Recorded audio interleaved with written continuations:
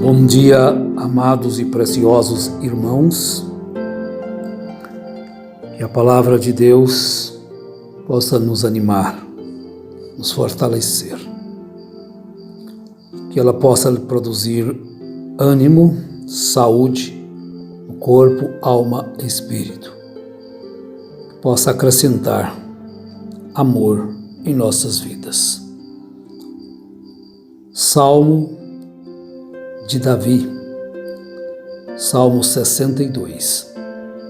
Somente em Deus, ó minha alma, espera silenciosa, dele vem a minha salvação. Só ele é a minha rocha e a minha salvação, e o meu alto refúgio, não serei muito abalado. Até quando acometereis vós a um homem, todos vós, para o derribardes, como se fosse uma parede pendida ou um muro prestes a cair? Só pensam em derribá-lo da sua dignidade. Na mentira se comprazem, de boca bendizem, porém no interior maldizem. Somente em Deus, ó minha alma, espera silenciosa, porque dele vem a minha esperança. Só ele é a minha rocha e a minha salvação e o meu refúgio. Não serei jamais abalado. De Deus dependem a minha salvação e a minha glória. Estão em Deus a minha forte rocha e o meu refúgio. Confiai nele, ó povo, em todo o tempo. Derramai perante ele o vosso coração. Deus é o nosso refúgio. Deus é o nosso refúgio. Uma vez falou Deus, duas vezes ouvi isto, que o poder pertence a Deus, e a ti, Senhor, pertence a graça, pois a cada um retribuis segundo as suas obras. Linguagem. Palavras. As palavras, elas podem ser variadas, podem ser verdadeiras, podem ser falsas, elas podem ser más, podem ser boas, podem ser desagradáveis e também pode ser agradável. Podem ser tortas, torpes, mas podem ser retas, puras. Podem ser cheias de graça. Elas podem ser apropriadas para cada momento da vida ou passagens da vida, e podem ser desapropriadas. Elas podem ser inspiradoras, animadoras, e podem ser também desanimadoras. Elas podem ser consoladoras, trazer alegria, gozo, ânimo, coragem. Vejam aí que as palavras, elas preenchem assim a vasta aplicação dela. Depende do momento, quando a pessoa está vivendo aquele momento. Salomão chegou a dizer: a palavra dita a seu tempo, quão preciosa ela é. Dita no tempo certo, da maneira certa, à pessoa certa. Vejam bem o valor que tem as palavras. E pensando nisso, então nós vamos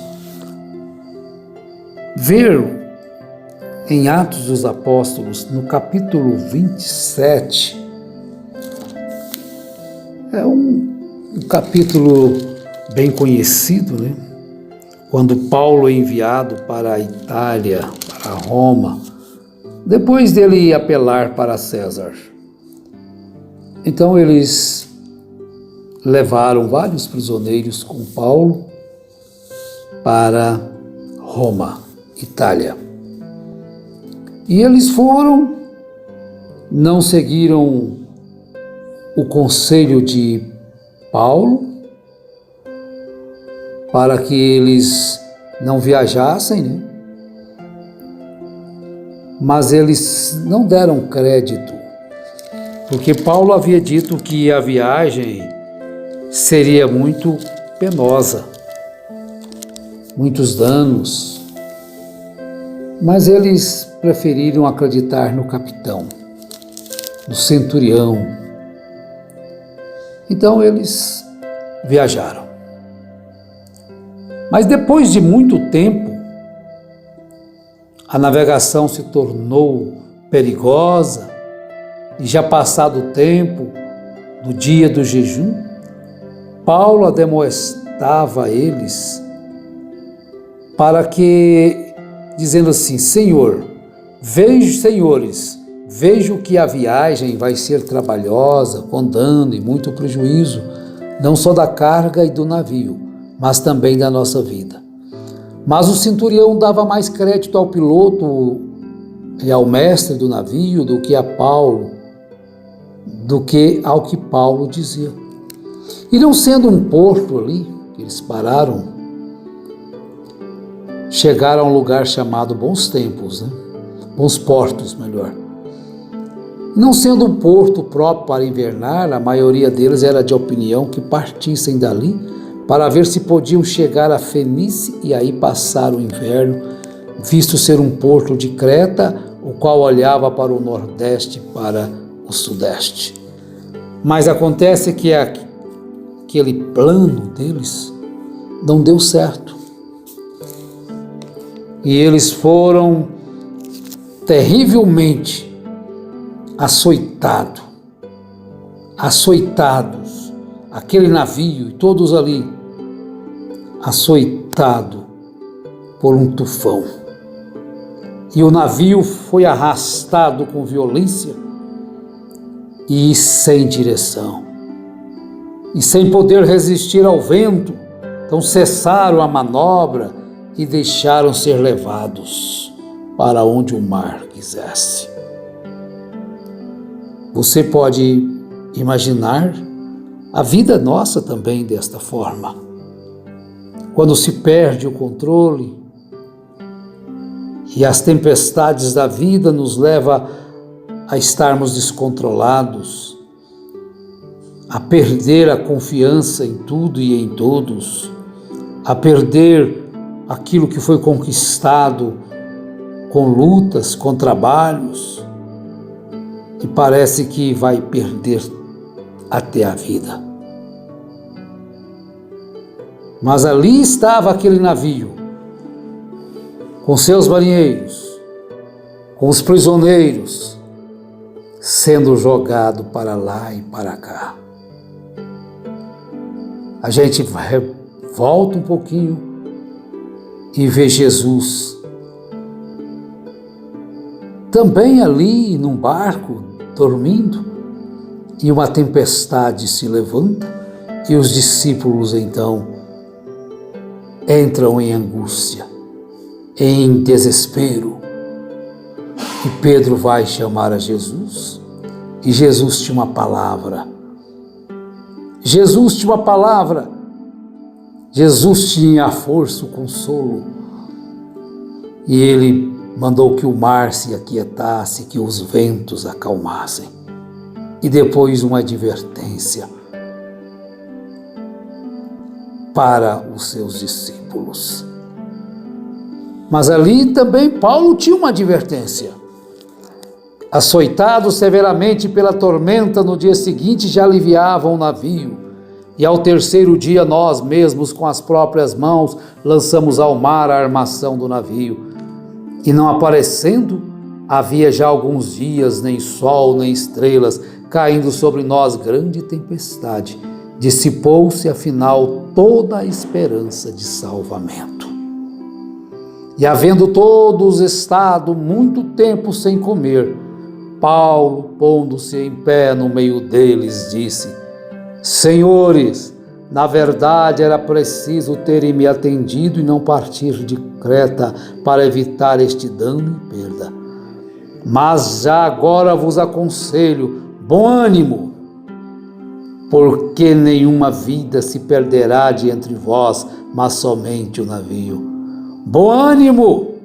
Oh, que palavra! Dita numa hora que não existia mais ânimo. Que palavra de esperança quando não existia mais nenhuma esperança. Que palavra de consolo quando não existia mais nenhum consolo. Mas ali estava um homem que podia fazer a diferença, um homem que amava o Senhor, que falava com o Senhor e o Senhor falava com ele. Mas já agora vos aconselho, bom ânimo, porque nenhuma vida se perderá de entre vós, mas somente o navio. Porque esta mesma noite um anjo de Deus, de quem eu sou, a quem sirvo, esteve comigo, dizendo: Paulo, não temas. É preciso que compareças perante César. E eis que Deus, por sua graça, te deu todos quantos navegam contigo. Vejam bem, o anjo apareceu para dar ânimo a Paulo, encorajar a Paulo, e Paulo encorajou todos aqueles que estavam viajando com ele naquele navio. Portanto, senhores, tende bom ânimo, pois eu confio em Deus que sucederá do modo porque me foi dito. Olha, que palavra! Estava ali alguém que poderia trazer um ânimo? Estava alguém que podia trazer alguma coisa de esperança? Tinha ali um homem ao qual temia a Deus, amava a Deus. Oh, meus irmãos, a presença de uma pessoa corajosa, animada, iluminada, inspirada por Deus na hora do perigo, ela é um grande conforto, ela deve ser um grande conforto aos seus companheiros. Agora, o cristão deve ser esta pessoa. Não independente ao lugar em que ele estiver colocado. Independente se está no meio da bonança ou da tempestade. Ali estava Paulo naquela terrível tempestade. Vários dias sem ver o sol, somente chuva forte e ventania. Não havia mais ânimo em ninguém. Mas houve alguém que pôde se colocar e dizer: ó, tende bom ânimo. Tende bom ânimo, irmã, tende bom ânimo, irmão. Nós confiamos num Deus Todo-Poderoso, que jamais abandonou, nem jamais abandonará a um dos filhos seus, os quais lutam para viver por Ele uma vida pura, honesta, na obediência à palavra. Paulo estava então encorajado, ele sabia que ele teria que chegar a Roma, ele iria dali falar a palavra de Deus. Paulo sabia que Deus era capaz de cumprir. Devemos assumir que somos cristãos, crendo que Deus não falha, mas sempre estarmos encorajados, mesmo na hora da dificuldade, mesmo na hora da aflição, quando nos faltar tudo.